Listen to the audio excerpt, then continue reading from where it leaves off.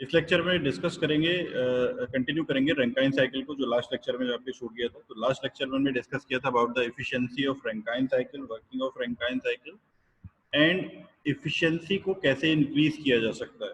तो दो मेथड वहाँ पे थे, decreasing mean temperature of heat rejection, जिसके लिए हमें कंडेंसर प्रेशर को कम करना पड़ा था, and that is not the practical way. And the second method is increasing the mean temperature of heat addition. Increasing the mean temperature of heat addition can be achieved by two methods: by increasing boiler pressure and by doing superheating, जो कि दोनों practically Rankine cycle में use की जा सकती हैं। Boiler pressure को ज़्यादा से ज़्यादा इंक्रीज किया जाता है और साथ ही साथ उसमें सुपर हीटिंग भी ऐड की जाती है, ताकि जो मीन टेम्परेचर है हीट एडिशन का वो इंक्रीज हो जाए और साइकिल की जो एफिशिएंसी है वो भी इंक्रीज हो जाए। तो ये प्रैक्टिकल मेथड्स हैं कि बॉयलर प्रेशर को इंक्रीज कर देते हैं और सुपर हीटिंग उसमें ऐड कर देते हैं साइकिल की एफिशिएंसी को इंक्रीज करने में। उसके बाद देखते हैं what is specific steam consumption. ये क्या होता है स्पेसिफिक स्टीम कंजम्पशन? जैसे स्पेसिफिक फ्यूल कंजम्पशन होता है, वैसे यहाँ पे जो वर्किंग फ्लूइड है वो क्या है, स्टीम है। तो यहाँ पे स्पेसिफिक स्टीम कंजम्पशन हो जाएगा। तो स्पेसिफिक स्टीम कंजम्पशन क्या होगा? Specific steam consumption is the mass flow rate of steam required to produce 1 kilowatt power output. Means 1 kilowatt power output के लिए, 1 किलोवाट पावर प्रोड्यूस करने के लिए जो स्टीम का मास फ्लो रेट चाहिए होगा, that will be the specific steam consumption. तो मैथमेटिकली इसको इस तरह से लिख सकते हैं, specific steam consumption is equal to the mass flow rate of steam divided by the power. ठीक है, तो 1 किलोवाट पावर जनरेट करने के लिए कितनी स्टीम की मास फ्लो रेट चाहिए होगा, that is the specific steam consumption. Now power क्या होगी यहाँ पे? Power will be the mass flow rate of steam multiplied by the work done पर केजी। तो कितना वर्क डन हो रहा है 1 केजी स्टीम के द्वारा and multiplied by the mass of steam. तो ये क्या हो जाएगा? आपका पावर आउटपुट हो जाएगा। तो अगर हम इस पावर आउटपुट को यहाँ स्पेसिफिक स्टीम कंजम्पशन में पुट करेंगे नीचे डिनोमिनेटर में, तो क्या बन जाएगा? Specific steam consumption is equal to mass flow rate of steam in KG per second divided by the power, और पावर की जगह हमने पुट कर दिया m dot S multiplied by W net. तो m डॉट एस से m dot S cancel हो गया, केजी पर सेकेंड से केजी पर सेकेंड कैंसिल हो गया। स्पेसिफिक स्टीम कंजम्पशन क्या बचा? 1 अपॉन डब्ल्यू नेट, और इसकी यूनिट क्या होगी? केजी पर किलो जूल। ठीक है, लेकिन केजी पर किलो जूल में हमें इसकी यूनिट नहीं चाहिए, हमें इसकी यूनिट को और थोड़ा सा एक्सप्लोर करना पड़ेगा। तो हम क्या करते हैं इसमें, 1 अपॉन डब्ल्यू नेट, मैथमेटिकल जो फॉर्मूला है वो 1 अपॉन डब्ल्यू नेट है, लेकिन यूनिट में हम क्या करते हैं, इसको किलो, नीचे जो डिनोमिनेटर में किलो जूल है इसको सेकंड से मल्टीप्लाई कर देते हैं और सेकंड से डिवाइड कर देते हैं। ठीक है, तो यहाँ पे हमने क्या किया, किलो जूल पर सेकंड को सेकंड से किलो जूल को सेकंड से डिवाइड कर दिया और सेकंड से मल्टीप्लाई कर दिया। अब जो सेकंड से हमने डिवाइड किया दैट इज किलो जूल पर सेकंड बन गया किलोवाट, और एक सेकंड जो जिससे मल्टीप्लाई किया था उसको हमने ऐसे ही रहने दिया अभी। तो क्या हो गया formula? 1 kg upon W net kilowatt second. अब इस सेकंड को आर में अगर हमें कन्वर्ट करना है तो हमें क्या करना पड़ेगा, इसको 3600 से डिवाइड करना पड़ेगा। अब चूंकि ये पहले से ही डिनोमिनेटर में है, और डिनोमिनेटर में अगर हम किसी चीज को डिवाइड करते हैं तो वो कहाँ चला जाता है? न्यूमरेटर में चला जाता है। ठीक है, तो 3600 से हम डिनोमिनेटर को डिवाइड कर देंगे तो ये न्यूमरेटर में आ जाएगा, और ये बन जाएगा 3600 kg upon W net kilowatt hour. यानी कि जो मैथमेटिकल एक्सप्रेशन इसकी हो जाएगी स्पेसिफिक स्टीम कंजम्पशन की, वो हो जाएगी 3600 अपॉन डब्ल्यू नेट, और इसकी जो यूनिट है वो हो जाएगी केजी पर किलोवाट आवर। ठीक है, तो that is the specific steam consumption, जो कि होता है कि 1 किलोवाट पावर आउटपुट प्रोड्यूस करने के लिए स्टीम का कितना मास फ्लो रेट नीडेड होता है। नाउ एक चीज और है यहाँ पे, इस heat rate. What is heat rate? Heat rate क्या होता है? जैसे स्पेसिफिक स्टीम कंजम्पशन होता है कि 1 किलोवाट पावर आउटपुट प्रोड्यूस करने के लिए कितनी मास फ्लो रेट की जरूरत पड़ेगी स्टीम के, वैसे ही हीट रेट भी होता है कि 1 किलोवाट पावर आउटपुट प्रोड्यूस करने के लिए कितनी हीट रेट की जरूरत पड़ेगी। ठीक है, तो यहाँ पे ऊपर और नीचे दोनों जो यूनिट है वो सेम है, क्योंकि हीट रेट अगर आप 1 किलोवाट पावर आउटपुट की बात कर रहे हैं तो 1 किलोवाट हीट रेट की भी बात करेंगे, यानी कि हीट एडेड की भी बात करेंगे। लेकिन अगर आप जो पावर है वो किलो जूल पर केजी में भी बात कर रहे हैं तो हीट की बात करें फिर किलो जूल पर केजी में करें। ठीक है, इसलिए मैंने यहाँ पे हीट रेट के लिए, ये हीट रेट की जो एक्चुअल डेफिनेशन है वो यही है कि कितना रेट ऑफ हीट इनपुट मतलब किलोजूल पर सेकंड में कितनी हीट चाहिए हमें 1 किलोवाट पावर आउटपुट प्रोड्यूस करने के लिए। लेकिन इसको अगर हम दोनों को स्टीम के मास से ऊपर नीचे मल्टीप्लाई कर देंगे तो दोनों किलोवाट में कन्वर्ट हो जाएंगे। तो दोनों वैसे भी मास फ्लो रेट ऊपर नीचे स्टीम के कैंसिल हो जाएंगे, तो क्या बचेगा डब्ल्यू नेट और ऊपर बचेगा डिनोमिनेटर में क्यू इन, यानी कि W net 1 kilowatt W net produce करने के लिए कितना हीट रेट हमें चाहिए होगा, that is the heat rate. ठीक है, अभी देखिए डब्ल्यू नेट और क्यू इन को अगर मैं रिवर्स कर दूंगा तो ये क्या बन जाएगा, W net upon Q in क्या हो जाएगा, efficiency of the cycle. W net upon Q in क्या होता है, इफिशियंसी ऑफ द साइकिल, इसलिए Q in upon W net क्या हो जाएगा, इफिशियंसी ऑफ द साइकिल। तो हीट रेट क्या हो जाएगा, 1 अपॉन इफिशियंसी। ना इफिशियंसी की कोई यूनिट होती है और ना ही हीट रेट की कोई यूनिट होती है। ठीक है, तो इसलिए हीट रेट क्या हो जाएगा, 1 अपॉन इफिशियंसी। नेक्स्ट आते हैं रीहीट साइकिल पे, reheat Rankine cycle. Reheat Rankine cycle में क्या करते हैं, पहले इसकी वर्किंग समझ लेते हैं। रीहीट रैंकाइन साइकिल में साइकिल का जो 1 से 2 आइसेंट्रोपिक कंप्रेशन होगा पंप में, ये बिल्कुल सेम रहेगा। 2 से 3 कांस्टेंट प्रेशर हीट एडिशन होगा बॉयलर में, ये भी बिल्कुल सेम रहेगा। उसके बाद जो एक्सपेंशन प्रोसेस है, उस एक्सपेंशन प्रोसेस को हम 2 पार्ट में करते हैं। Expansion process will be in 2 stages. तो पहली स्टेज को हम बोलते हैं हाई प्रेशर टरबाइन स्टेज और दूसरी स्टेज को हम बोलते हैं लो प्रेशर टरबाइन स्टेज। ठीक है, तो पहले हाई प्रेशर टरबाइन स्टेज में हम क्या करते हैं, सबसे पहले हम 3-4 प्रोसेस आइसेंट्रोपिक एक्सपेंशन करते हैं हाई प्रेशर टरबाइन में, उसका थोड़ा एक्सपेंशन करते हैं, पूरा उसको एक्सपेंड नहीं करते। अब चूंकि एक्सपेंशन में कर रहे हैं तो उसका प्रेशर, एक्सपेंशन में प्रेशर डिक्रीज होगा, कम होगा, तो उसका pressure first high pressure turbine वाली जो स्टेज है, उस स्टेज में हम उसको कंडेंसर प्रेशर तक नहीं लेके जाएंगे, मींस कंडेंसर प्रेशर तक एक्सपेंड नहीं करेंगे, उसको सिर्फ थोड़ा सा एक्सपेंड करेंगे हाई प्रेशर टरबाइन। थोड़ा सा एक्सपेंड करने के बाद, थोड़ा सा एक्सपेंड करने के बाद हम उसको वापस से बॉयलर में लेके जाएंगे उसको रीहीट करने के लिए। एक बार हीट तो हमने पहले ही उसको कर दिया था constant pressure heat addition process में, लेकिन यहाँ पे दोबारा से उसको हीट कर रहे हैं, इसका मतलब इसको क्या बोलेंगे, रीहीट कर रहे हैं।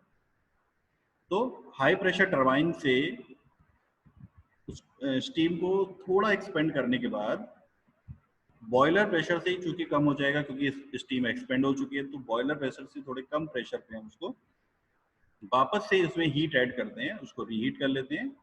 और रीहीट करने के बाद कोशिश यही करते हैं कि जो प्रेशर तो चूंकि एक्सपेंशन में डाउन हो गया है, लेकिन टेम्परेचर कम से कम बॉयलर के एग्जिट टेम्परेचर तक पहुंच जाए। ठीक है, तो उसको उसी टेम्परेचर पे पहुंचाने की कोशिश करते हैं जिस टेम्परेचर पे जो मेन स्टीम थी, हाई प्रेशर जो स्टीम थी, वो वाली स्टीम तक के टेम्परेचर तक पहुंचा। ठीक है, तो अगर हम इसको पीवी डायग्राम में देखें तो पीवी डायग्राम में 1 से 2 आइसेंट्रोपिक कंप्रेशन एंड देन 2 से 3 constant pressure heat addition in the boiler, 2 से 3 constant pressure heat addition in the boiler and then 3 to 4 हमने क्या किया, उसको थोड़ा सा हाई प्रेशर टरबाइन में थोड़ा सा एक्सपेंड किया, पूरा एक्सपेंड नहीं किया, 3-4 प्रोसेस में हाई प्रेशर टरबाइन में थोड़ा सा एक्सपेंड किया और एक्सपेंड करने के बाद उसमें फिर से हीट ऐड कर दी, जिसको हम रीहीट बोल रहे हैं। तो that heat added again in constant pressure process. तो एक्सपेंड करने के बाद जो प्रेशर डाउन हो गया, that pressure is 4 point pressure, reheat pressure. ठीक है, तो जो प्रेशर 2 पॉइंट पे और 3 पॉइंट पे है कांस्टेंट प्रेशर प्रोसेस, इसको बॉयलर प्रेशर बोलते हैं। जो प्रेशर 6 पॉइंट पे और 1 पॉइंट पे है उसको कंडेंसर प्रेशर बोलते हैं।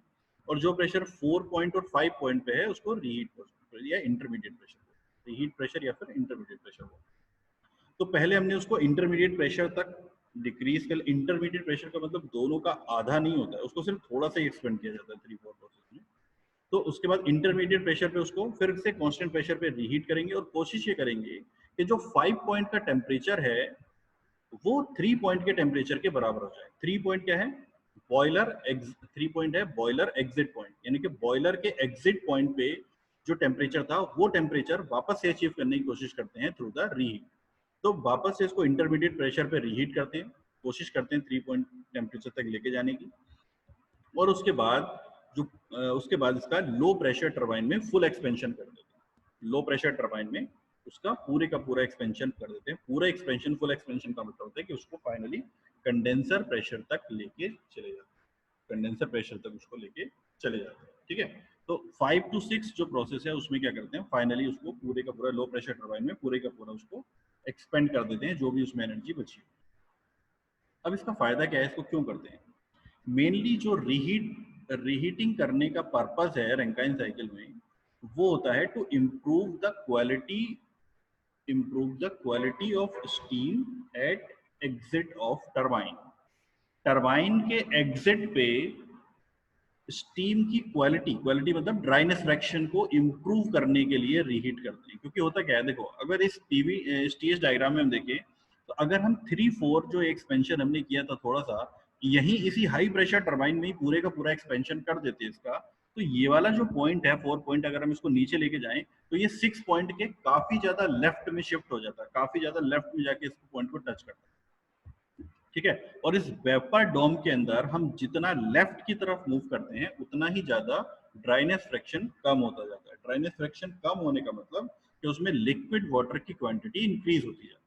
अब टरबाइन के अंदर अगर लिक्विड बनने लगेगा या लिक्विड की क्वांटिटी इंक्रीज होने लगेगी तो ब्लेड का इरोजन होने लगेगा, क्योंकि उसकी डेंसिटी ज्यादा होती है, और जब वो हाई वेलोसिटी के साथ उन ब्लेड्स पे लगेगी तो वो ब्लेड को क्या करेगी, इरोड करने लगेगी। इरोड करने का मतलब वहां से वो फटने लगेंगे ब्लेड्स। तो हाई प्रेशर अगर टरबाइन के अंदर ही वाटर जो वेपर है वो वाटर में, लिक्विड वाटर में कन्वर्ट होने लगेगी या ड्राइनेस फ्रैक्शन बढ़ जाएगा तो ब्लेड्स का इरोजन हो जाएगा। तो इस वजह से हम कोशिश यही करते हैं कि जो टरबाइन के एग्जिट पे हमें क्वालिटी मिले वो 1 के आसपास मिले, यानी कि सैचुरेटेड वेपर के आसपास हमें क्वालिटी मिलनी चाहिए। तो इस चीज के लिए हम रैंकाइन साइकिल में रीहीट को ऐड करते हैं। ठीक है, दूसरा एडवांटेज होता है कि इफिशिएंसी भी इससे इंक्रीज होती है, लेकिन इफिशिएंसी इंक्रीज करना यहाँ पे सेकेंडरी एडवांटेज है। इफिशिएंसी इंक्रीज करना यहाँ पे सेकेंड एडवांटेज है।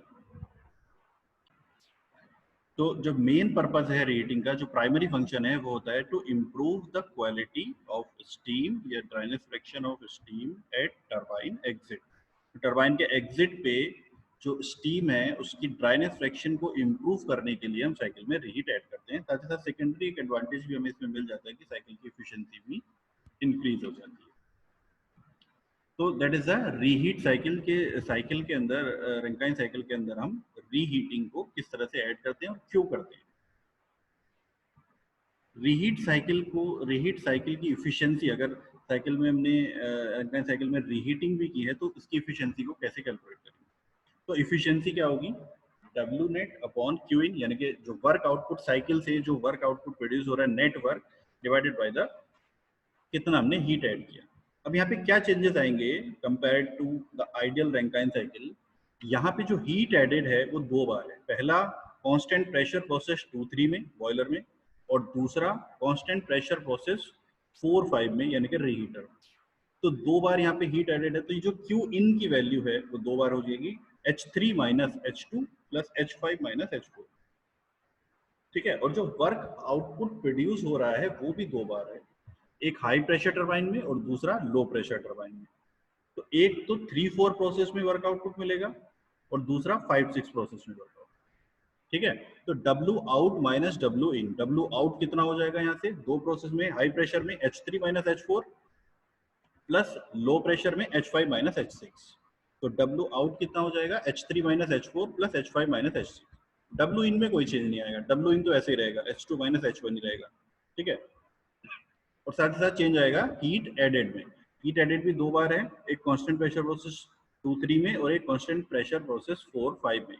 तो 2-3 में हो जाएगी H3 माइनस H2 और 4-5 में हो जाएगी H5 माइनस H4।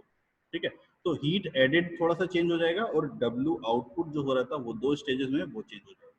तो now the efficiency of the cycle is क्या हो जाएगी, W out H3 minus H4 plus H5 minus H6 minus W in H2 minus H1 divided by Q in H3 minus H2 plus H5 minus H4। तो now this will be the efficiency of reheat cycle. उसके बाद आते हैं regeneration पे। Regeneration भी किया जाता है इसमें। रीजनरेशन कैसे करते हैं इसमें, एक टीएस डायग्राम बना हुआ है और एक इसका सर्किट डायग्राम बना हुआ है। तो इसमें देखते हैं, सबसे पहले टीएस डायग्राम में अगर हम देखें 1 पॉइंट से साइकिल को स्टार्ट करते हैं, तो 1 पॉइंट से क्या होगा, सबसे पहले 1 पॉइंट से साइकिल स्टार्ट होगी और 1 से 2 आइसेंट्रोपिक कंप्रेशन होगा पंप में। इधर सर्किट डायग्राम में देखें यहाँ पे, तो 1 से 2 यहाँ पे बना हुआ है पंप के अंदर, इसका साइकिल में 1 से 2 आइसेंट्रोपिक कंप्रेशन होगा पहले स्टीम का, ठीक है। अब यहाँ पे 1 से 2 जो कंप्रेशन हो रहा है, 1 से 2 जो कंप्रेशन हो रहा है यहाँ पे, कंडेंसेशन जो वाटर कंडेंसेट हुआ कंडेंसर में, उसमें पूरा मास नहीं है, जो वर्किंग फ्लूइड है उसका पूरा मास नहीं है। क्यों नहीं है उसको भी आगे देखते हैं। तो 2 पॉइंट पे पहुंचने के बाद, 2 पॉइंट पे पहुंचने के बाद क्या करते हैं, इसको एक ओपन फीड वाटर हीटर में लेके जाते हैं। ओपन फीड वाटर हीटर में इसको लेके जाते हैं। ओपन फीड वाटर में इसको लेके जाने से क्या होता है, इसमें थोड़ी सी हीट ऐड हो जाती है। हीट ऐड होने के बाद में ये पहुंच जाता है, कांस्टेंट प्रेशर पे ही रहता है, कांस्टेंट प्रेशर पे पहुंच जाता है 3 पॉइंट पे। यहाँ टीएस डायग्राम में देखें तो ये 3 पॉइंट पे पहुंच जाएगा। 3 पॉइंट पे पहुंचने के बाद यहाँ 3 पॉइंट पे ये 6 पॉइंट से, यहाँ से टरबाइन से थोड़ी सी स्टीम हमने निकाल ली, और वाई अमाउंट ऑफ स्टीम हमने यहाँ से टरबाइन से निकाल ली, थोड़ा सा अमाउंट, लगभग अगर अगर हम उसको लगभग 20% या 30% हमने स्टीम यहाँ से निकाल ली है टरबाइन से, और उसको हमने ओपन फीड वाटर में इस वाटर के साथ मिक्स कर दिया है। तो मिक्स करने से क्या होगा कि यहाँ पे जो वाटर है उसका टेम्परेचर इंक्रीज होगा, स्टीम जो है वो कंडेंस हो जाएगी, और कंडेंस होने के बाद सेम प्रेशर पे इसको करेंगे हम, ठीक है। कंडेंस होने के बाद में क्या होगा, उसको फिर दूसरे पंप में लेके जाएंगे, ठीक है। दूसरे पंप में लेके जाने के बाद इसका जो टोटल मास है यहाँ पे, अब जो है वो मास यहाँ से देखो, इधर वाई हमने टरबाइन से वाई निकाल लिया था, तो टरबाइन के पास कितना बचा था, 1 माइनस वाई। टरबाइन के पास कितना बचा था, 1 माइनस वाई। तो 1 माइनस वाई यहाँ से आया पंप से, और वाई आया टरबाइन से, तो कितना हो गया 1, यानी कि पूरा मास इस ओपन फीड वाटर में उसका हो गया। उसके बाद 3-4 प्रोसेस में उसको फिर से बॉयलर प्रेशर तक के लिए कंप्रेस करेंगे। बॉयलर प्रेशर तक उसको कंप्रेस करके उसके बाद का जो प्रोसेस है वो फिर से में बॉयलर प्रेशर तक उसको कंप्रेस करने से बॉयलर में उसमें हीट ऐड हो जाएगी, एंड देन उसके बाद टरबाइन में उसका एक्सपेंशन करेंगे। टरबाइन में जब हम उसका एक्सपेंशन करेंगे तो हम करते क्या है कि टरबाइन में उसका थोड़ा एक्सपेंशन करने के बाद, 6 पॉइंट पे एक्सपेंशन करने के बाद थोड़ी सी स्टीम वहां से निकाल लेते हैं, और बाकी का जो बची हुई स्टीम है वाई परसेंटेज उसका फ्रैक्शन हमने निकाल लिया, और 1 माइनस वाई जो बचा है उसका फिर से एक्सपेंशन कर दिया 7 पॉइंट तक, यानी कि कंडेंसर प्रेशर। तो यहाँ पे हमने क्या किया, 5 पॉइंट पे जो 5 पॉइंट पे जो इसका टरबाइन में इसका इनलेट हुआ, उसके बाद थोड़ा सा एक्सपेंशन करने के बाद ये एक इंटरमीडिएट प्रेशर 6 पॉइंट पे जो इंटरमीडिएट प्रेशर हमें मिला, उस प्रेशर पे हमने इसको ओपन फीड वाटर में मिक्स किया, और वही प्रेशर, क्योंकि देखो 1 माइनस वाई का जो प्रेशर है वो तो कंडेंसर प्रेशर पे पहुंच गया, तो फिर इसको अलग अलग प्रेशर की स्टीम को कैसे ओपन फीड वाटर में मिक्स करेंगे। तो पहले इसका जो प्रेशर है कंडेंसर प्रेशर से इस इंटरमीडिएट प्रेशर तक लेके आएंगे, यानी कि 6 पॉइंट पे जो प्रेशर है उस पॉइंट तक लेके आएंगे, और फिर कांस्टेंट प्रेशर पे इन दोनों को मिक्स करेंगे। तो दोनों का जो वाटर है उसका टेम्परेचर इंक्रीज होगा, और इंक्रीज होकर पहुंच जाएगा 3 पॉइंट पे, और जो 6 पॉइंट पे स्टीम हमने निकाली थी वो स्टीम कंडेंस होकर वाटर में कन्वर्ट हो जाएगी। तो यहाँ से 6 पॉइंट से ये भी कंडेंसेशन के बाद पहुंच जाएगी 3 पॉइंट। तो फाइनल जो इसका टेम्परेचर और प्रेशर होगा 6 पॉइंट या 3 पॉइंट का प्रेशर, और टेम्परेचर होगा 3 पॉइंट का प्रेशर, ठीक है। उसके बाद ये जो वाटर है यहाँ पे सैचुरेटेड वाटर, इसको फिर से कंप्रेस करेंगे दूसरे पंप में 3-4 प्रोसेस में, और इसको अब लेके जाएंगे बॉयलर प्रेशर, और फिर इसको बॉयलर प्रेशर तक लेके जाने के बाद बॉयलर में हीट ऐड करेंगे, एंड देन टरबाइन पे फिर इसका एक्सपेंशन। तो that is a regeneration Rankine cycle. Regeneration में अब ये सब तामझाम क्यों करना है, क्यों यहाँ से बीच में से स्टीम एक्सट्रैक्ट करनी है, ये हम करते हैं साइकिल की इफिशियंसी को इंक्रीज करने, ठीक है। तो रीजनरेशन, अगर हम Rankine cycle, simple Rankine cycle में रीजनरेशन अप्लाई करते हैं तो साइकिल की इफिशियंसी काफी ज्यादा इंक्रीज होगी, ठीक है। उसके बाद आते हैं हम एक्चुअल स्टीम साइकिल पे। एक्चुअल स्टीम साइकिल में थोड़ा सा कॉम्प्लेक्स डायग्राम आप लोगों को दिख रहा होगा। इसमें एक्चुअली जहां जहां पे स्टीम ट्रेवल करती है वो पूरे का पूरा सर्किट यहाँ पे बनाया हुआ है। इसको समझने की थोड़ा कोशिश करो। टीएस डायग्राम पे इसको बनाया हुआ है, और यहाँ पे इसका सर्किट डायग्राम भी बनाया हुआ है। इसमें अगर आपको दिख रहा है तो यहाँ पे 2 रीजनरेशन की स्टेजेस हैं। 2 रीजनरेशन की स्टेजेस हैं, एक 4 मेगापास्कल पे है और दूसरी 0.5 मेगापास्कल पे रीजनरेशन। और जो रीहीटिंग हमने की है वो रीहीटिंग कौन से प्रेशर पे की है, 4 मेगापास्कल पे। मतलब पहली स्टेज के बाद, पहला हाई प्रेशर टरबाइन के बाद में हमने एक रीजनरेशन स्टेज निकाली और बाकी जो बची उसको रीहीट भी कर दिया 1 माइनस वाई, और उसके बाद 1 माइनस वाई में से भी थोड़ा सा फ्रैक्शन फिर जेड निकाल लिया। ठीक है, जेड निकालने के बाद में जेड निकाल लिया हमने, और उसके बाद यहाँ से जो बचा 1 माइनस वाई तो पहले से था, जेड और निकाल लिया तो 1 माइनस जेड बचा। तो इसका देखते हैं सर्किट डायग्राम में, इसको समझते हैं। साइकिल स्टार्ट होती है पॉइंट 1 से। पॉइंट 1 में सबसे पहले पॉइंट 1 से 2 तक आइसेंट्रोपिक कंप्रेशन होता है वाटर का जो कंडेंस हुआ है, लेकिन यहाँ पे उसका पूरे का पूरा मास नहीं है। या फिर हम साइकिल को 9 पॉइंट से स्टार्ट करते हैं, 9 पॉइंट से। 9 पॉइंट पे अभी क्या है, पूरे का पूरा मास है यहाँ पे। 9 पॉइंट पे जो वर्किंग फ्लूइड है उसका पूरा मास है, और 9 पॉइंट का टेम्परेचर है 600 डिग्री सेल्सियस और प्रेशर है 15 मेगापास्कल। ये मैंने प्रैक्टिकल वैल्यूज लेके समझाने की कोशिश की है यहाँ पे। तो 15 मेगापास्कल यानी कि 150 बार। तो 150 बार, 15 मेगापास्कल का प्रेशर है 9 पॉइंट पे। 9 point is the boiler exit point, boiler से एग्जिट जो स्टीम हो रही है। मास यहाँ पे पूरा है 100% उसका, तो वर्किंग फ्लूइड का। प्रेशर है 15 मेगापास्कल, टेम्परेचर है 600 डिग्री सेंटीग्रेड। यहाँ से वो स्टीम जाएगी पहले एक हाई प्रेशर टरबाइन को। हाई प्रेशर टरबाइन में उस स्टीम का थोड़ा सा एक्सपेंशन होगा, पूरी जो 100% अमाउंट है, मास है उसका, थोड़ा सा एक्सपेंशन होगा, और उस एक्सपेंशन के बाद जो प्रेशर हमें मिलेगा 10 पॉइंट पे वो होगा 4 मेगापास्कल। तो 10 पॉइंट का प्रेशर 4 मेगापास्कल। तो सबसे पहले हम इसको हाई प्रेशर टरबाइन में 15 मेगापास्कल से 4 मेगापास्कल तक इसको एक्सपेंड करेंगे हाई प्रेशर टरबाइन में। उसके बाद 10 पॉइंट तक भी अभी हमारा क्या है, एक ही स्ट्रीम है जिसमें 100% उसका अमाउंट है वर्किंग फ्लूइड का। 10 पॉइंट पे जब 4 मेगापास्कल तक हमने उस स्टीम को एक्सपेंड कर लिया हाई प्रेशर टरबाइन में, उसके बाद हम उसको 2 पार्ट में डिवाइड कर देते हैं।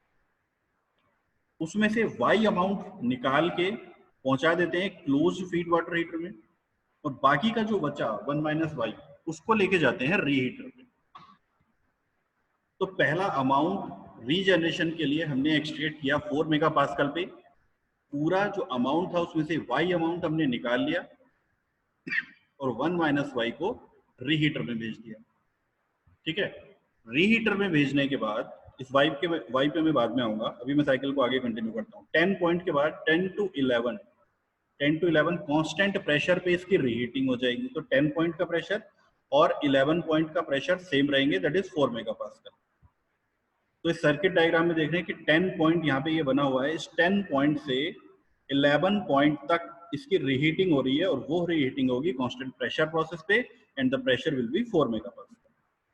उसके बाद 11 पॉइंट से इधर आ जाते हैं टीएस डायग्राम में। 11 पॉइंट पे जो प्रेशर है that is 4 megapascal, amount is 1 minus y, और टेम्परेचर हमने वापस से रीहीटिंग में अचीव कर लिया जो कि बॉयलर के एग्जिट में था, दैट इज 600 डिग्री। तो 11 पॉइंट पे जब हम पहुंचे तो 11 पॉइंट पे हाई प्रेशर टरबाइन में एक्सपेंशन करने के बाद जो अमाउंट बचा that is 1 minus y, pressure मिला 4 मेगापास्कल और टेम्परेचर 600 हमने रीहीटिंग से कर लिया। उसके बाद ये जाता है लो प्रेशर टरबाइन में। 11 पॉइंट के बाद जाएगा लो प्रेशर टरबाइन में, अमाउंट होगा 1 minus y. Low pressure turbine में इसका एक्सपेंशन होगा 12 पॉइंट तक। लो प्रेशर टरबाइन में ये देखिए यहाँ से 11 पॉइंट से 600 डिग्री सेल्सियस से इसका एक्सपेंशन होगा 12 पॉइंट तक लो प्रेशर टरबाइन में। और 12 पॉइंट के बाद 12 पॉइंट पे हम इसमें से 12 पॉइंट तक एक्सपेंशन होगा, यानी कि 0.5 मेगापास्कल तक हमने इसका एक्सपेंशन किया। 0.5 मेगापास्कल तक, 4 मेगापास्कल से 0.5 मेगापास्कल तक इसमें लो प्रेशर टरबाइन में इसका फर्स्ट स्टेज में कंप्रेशन एक्सपेंशन किया। एक्सपेंशन करने के बाद Z 1 माइनस वाई था सिर्फ यहाँ पे, और उसमें से भी Z हमने निकाल लिया स्टीम। Z अमाउंट 0.5 मेगापास्कल पे Z अमाउंट ऑफ स्टीम हमने निकाल लिया लो प्रेशर टरबाइन। तो अब बाकी का जो अमाउंट बचा वो कितना बचा, 1 माइनस वाई तो पहले से ही था लो प्रेशर टरबाइन में, और Z भी निकाल लिया, तो अमाउंट बचा 1 माइनस वाई। इस 1 minus y minus Z amount को 12 पॉइंट से फिर एक्सपेंड कर दिया 13 पॉइंट यानी कि कंडेंसर प्रेशर तक, यानी कि 10 किलो पास्कल तक। तो 10 किलो पास्कल तक बाकी का जो अमाउंट बचा था 1 माइनस वाई, उसको भी हमने एक्सपेंड कर दिया कंडेंसर प्रेशर तक। उसके बाद जो एक्सपेंशन था वो कंप्लीट हो गया, जो अमाउंट बचा था वो था 1 माइनस वाई माइनस जेड, और जो प्रेशर था वो कंडेंसर प्रेशर पे पहुंच गया। कंडेंसर प्रेशर पे पहुंचने के बाद कंडेंसर प्रेशर पे पहुंचने के बाद जो अमाउंट बचा हुआ था 1 minus y minus z amount जो बचा हुआ था, उस अमाउंट का हमने क्या किया, कंडेंसेशन कर लिया 10 किलो पास्कल। कंडेंसेशन करने के बाद जो अमाउंट बचा था उसको 1 पॉइंट पे हम ले गए। ठीक है, अब 1 पॉइंट पे ले जाने के बाद 1 पॉइंट से 2 पॉइंट तक हमने जो अमाउंट बचा हुआ था 1 माइनस वाई माइनस जेड, तो जो अमाउंट बचा हुआ था 1 माइनस वाई माइनस जेड, उसको पहले हमने कंप्रेस किया, आइसेंट्रोपिक कंप्रेशन पहले पंप 1 में उसका कंप्रेशन किया, और कंप्रेशन करके हम उसका प्रेशर इंक्रीज किया हमने 0.5 मेगा पास्कल तक। ठीक है, उसका प्रेशर हमने इंक्रीज किया 5.5 मेगा पास्कल, और उसको 0.5 मेगा पास्कल तक उस प्रेशर को इंक्रीज करने के बाद ये जो Z अमाउंट यहां से हमने निकाला था 12 पॉइंट के बाद 0.5 मेगा पास्कल से, इसको हमने इसमें मिक्स कर दिया। ये देखिए, लो प्रेशर टरबाइन से पॉइंट नंबर 12 से जो Z अमाउंट हमने निकाल लिया था 0.5 मेगा पास्कल पे, उस अमाउंट को इस पंप 1 से जो आइसेंट्रोपिक कंप्रेशन करके हमें प्रेशर मिला है 0.5 मेगा पास्कल, दोनों का प्रेशर सेम है, तो इसको ओपन फीड वाटर में हमने यहाँ पे मिला दिया। ओपन फीड वाटर में हमने मिक्स कर दिया, तो जो स्टीम 0.5 मेगा पास्कल पे हमने एक्सट्रैक्ट की थी 12 पॉइंट पे, वो कंडेंस हो जाएगी और वो पहुंच जाएगी 3 पॉइंट पे। और जो आइसेंट्रोपिक कंप्रेशन करने के बाद हमें लिक्विड मिला था 2 पॉइंट पे, उसमें हीट ऐड हो जाएगी और उसका टेम्परेचर इंक्रीज हो जाएगा और वो भी पहुंच जाएगा 3 पॉइंट। तो अब 3 पॉइंट पे यहाँ से 12 पॉइंट से ये कंडेंस होकर 3 पॉइंट पे पहुंच गया, और ये 2 पॉइंट से टेम्परेचर इंक्रीज होकर 3 पॉइंट पे पहुंच गया। और 3 पॉइंट पे एक साइड से मास आया था Z और दूसरी साइड से आया था 1 माइनस वाई माइनस जेड, दोनों ऐड हो गए तो अमाउंट बचा 1 माइनस वाई। ठीक है, तो ओपन फीड वाटर हीटर से जो अमाउंट यहाँ से निकल रहा है that is 1 minus y. 3 point पे जो अमाउंट निकल रहा है ओपन फीड वाटर हीटर से, that is the 1 minus y amount, and the pressure is 0.5 megapascal. ठीक है, अब उस 0.5 मेगा पास्कल का, ये जो 0.5 मेगा पास्कल का अमाउंट है 1 माइनस वाई, इसको हम लेके जाते हैं दूसरे पंप में। इसका आइसेंट्रोपिक कंप्रेशन होगा प्रोसेस 3-4 में, और ये जो 1 माइनस वाई अमाउंट है, यहाँ पे थोड़ा ध्यान समझने की जरूरत है, ये जो 1 माइनस वाई अमाउंट है, इसका प्रेशर बॉयलर प्रेशर तक इंक्रीज कर लिया जाता है दूसरे पंप में। ठीक है, तो 1 माइनस वाई अमाउंट जो ओपन फीड वाटर हीटर में है, उसका प्रेशर दूसरे पंप में ले जाके हमने बॉयलर प्रेशर तक इंक्रीज कर लिया, यानी कि 4 पॉइंट पे जो हमें प्रेशर मिलेगा that is the boiler pressure 4 point पे। अब इस 4 पॉइंट पे जो हमें, ये टीएस डायग्राम में भी हम देख सकते हैं, 4 पॉइंट पे जो प्रेशर मिलेगा दैट इज द 4 पॉइंट पे जो प्रेशर हमें यहाँ पे मिल रहा है वो क्या है, बॉयलर प्रेशर है। ठीक है, तो 4 पॉइंट का जो प्रेशर है वो बॉयलर प्रेशर पे हो गया। अब इस 1 माइनस वाई अमाउंट को, क्योंकि ये बॉयलर प्रेशर पे है, इसको मिक्स करेंगे हम वाई अमाउंट के साथ जो हमने रीजनरेशन की पहली स्टेज में निकाला था 4 mega pascal. Boiler pressure is 15 mega pascal, जो वाई अमाउंट हमने निकाला था वो था 4 मेगा पास्कल पे। तो दोनों को ओपन फीड वाटर हीटर में नहीं मिक्स कर सकते क्योंकि दोनों का प्रेशर अलग है। उसके लिए हम उसको क्लोज्ड फीड वाटर हीटर में करेंगे, जहां पे उन दोनों का कोई कांटेक्ट नहीं होगा, सिर्फ हीट ट्रांसफर होगा। ठीक है, तो जो 4 पॉइंट पे 1 माइनस वाई अमाउंट था, उसको हमने पास कराया क्लोज फीड वाटर हीटर से। उसका जो टेम्परेचर है वो इंक्रीज हो गया, और टेम्परेचर इंक्रीज होने के बाद उसका टेम्परेचर हो गया 5 पॉइंट के टेम्परेचर के बराबर। टीएस डायग्राम में देख सकते हैं 4 पॉइंट से इसका टेम्परेचर इंक्रीज होके पहुंच गया 5 पॉइंट तक, ठीक है। और जो 4 मेगा पास्कल पे वाई अमाउंट था, याद रखना यहाँ पे मिक्सिंग नहीं हुई है, तो दोनों जो स्ट्रीम है 1 माइनस वाई और वाई वो अलग अलग चल रहे हैं अभी भी। तो वाई पॉइंट पे 4 मेगा पास्कल पे प्रेशर पे जो हमने वाई अमाउंट स्ट्रीम का निकाला था वो भी क्लोज्ड फीड वाटर हीटर में एंटर करेगा, लेकिन उसका कोई भी कांटेक्ट नहीं होगा और वो अपनी हीट, प्रेशर उसका 4 मेगा पास्कल ही रहेगा और वो अपनी हीट ट्रांसफर कर देगा इस फ्लूइड को 1 माइनस वाई अमाउंट को, और उसके बाद में ये कंडेंस होके 10 पॉइंट से, ये 10 पॉइंट पे था वाई अमाउंट, 10 पॉइंट से कंडेंस होके ये पहुंच जाएगा 6 पॉइंट, ठीक है। तो दोनों की कोई मिक्सिंग नहीं होगी, दोनों का प्रेशर अलग अलग है। जो बॉयलर प्रेशर है वो 15 बार है, सॉरी 15 मेगा पास्कल है, और जो वाई अमाउंट की स्टीम हमने एक्सट्रैक्ट की थी हाई प्रेशर टरबाइन से उसका प्रेशर 4 मेगा पास्कल।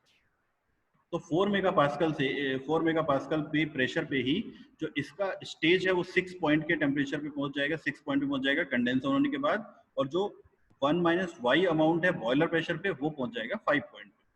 अब उसके बाद हम क्या करेंगे, जो वाई अमाउंट था 4 मेगा पास्कल पे उसका प्रेशर एक तीसरे पंप में इंक्रीज करेंगे और उसका प्रेशर अब लेके जाएंगे बॉयलर प्रेशर,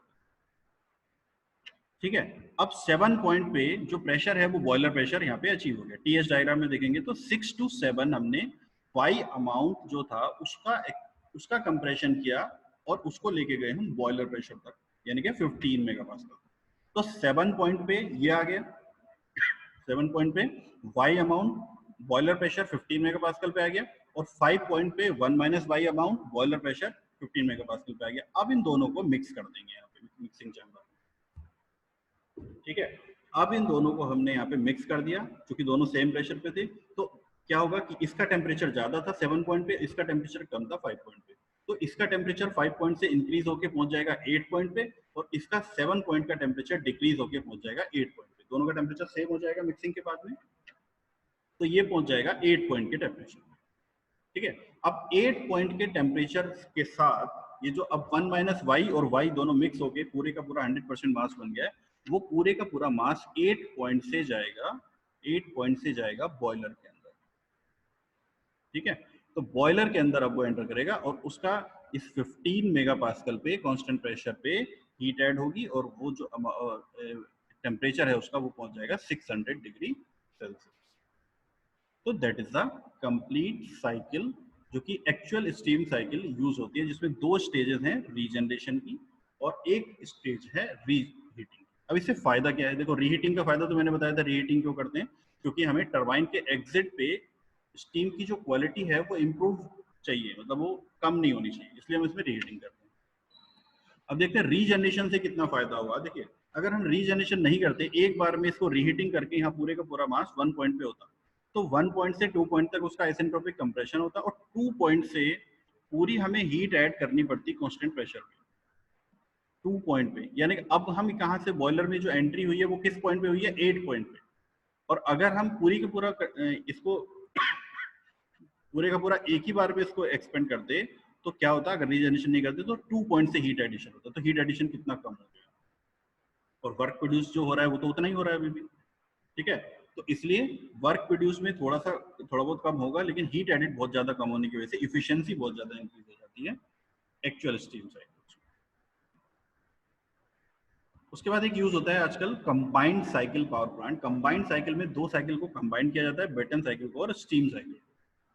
तो बेटन साइकिल में क्या करते हैं, वही कंप्रेसर ओपन, यहाँ पे क्लोज साइकिल यूज होती है। क्लोज साइकिल में जो एयर उसमें फिल होती है, एयर कंप्रेस होती है, उसके बाद combustion chamber, sorry heat exchanger में एक कंबशन कहीं पे और पे कंबशन करके उसमें हीट ऐड करते हैं, और उसके बाद में जो गैसेस हैं वो, या ओपन साइकिल में इसमें यूज कर सकते हैं, लेकिन इसमें ज्यादातर क्लोज साइकिल यूज होती है। उसके बाद में गैस टरबाइन में उसका एक्सपेंशन होता है, एक्सपेंशन होने के बाद जब उसकी कूलिंग करते हैं, तो कूलिंग करने में क्या करते हैं, वो हीट ट्रांसफर कर देते हैं वाटर को, जिससे वो स्टीम में कन्वर्ट हो जाता है, और उसके बाद स्टीम में कन्वर्ट करने के बाद यहाँ पे दूसरी एक रैंकाइन साइकिल रन होती है। तो कंबाइंड साइकिल की जो इफिशियंसी है वो काफी ज्यादा होती है as compared to the individual Rankine cycle power plant की इफिशियंसी, थर्मल पावर प्लांट की, और फिर गैस टरबाइन पावर प्लांट की इफिशियंसी। तो अगर हम दोनों की इंडिविजुअल इफिशियंसी से कंपेयर करें तो कंबाइंड साइकिल जो पावर प्लांट होते हैं उनकी इफिशियंसी काफी ज्यादा होती है। इसलिए आजकल जो मॉडर्न पावर प्लांट्स हैं उसमें ज्यादातर combined cycle power plants use होते हैं। ठीक है, तो ये सब कुछ था स्टीम पावर प्लांट और रैंकाइन साइकिल के बारे में। तो इस लेक्चर में बस इतना।